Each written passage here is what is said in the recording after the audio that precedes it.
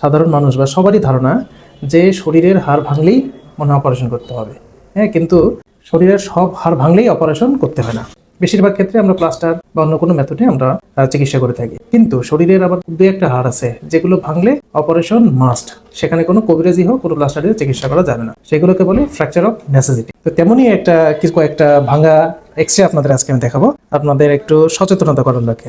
প্রথমে এটা হচ্ছে ফ্র্যাকচার নেক অফ ফিমার, যে এখানে হচ্ছে উরুর হাড় ভাঙা। এই হাড় ভাঙলে যে কবিরাজ হোক যে যাই বলুক, এই একমাত্র হাড় যেটা ভাঙলে অপারেশন করতেই হয়। এখন অপারেশন পদ্ধতি বয়স অনুযায়ী আলাদা হয়ে থাকে, সেটা অন্য বিষয়। আরেকটা আমরা এক্সরে দেখাই, যেমন এটা বাচ্চাদের খুবই কমনলি হয়। এই যে lateral condyle fracture of humerus বলে, এটা বাচ্চাদের কমনলি হয়।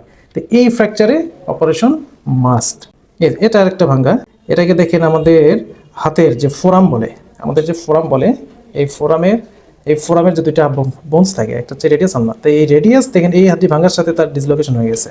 তো এটাকে বলে গ্যালিয়াজি ফ্র্যাকচার ডিসলোকেশন। এইরকম ভাঙা থাকলে আমরা অপারেশন মাস্ট করে থাকি।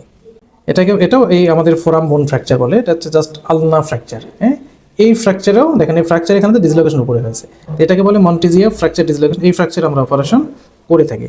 আরেকটা ফ্র্যাকচার দেখেন, এটাকে বলে আমাদের হাঁটুতে থাকে, হাঁটুর যে মালাই বলে আমরা প্যাটেলা, সে প্যাটেলা, এই ফ্র্যাকচারে আমাদের অপারেশন করতেই হবে।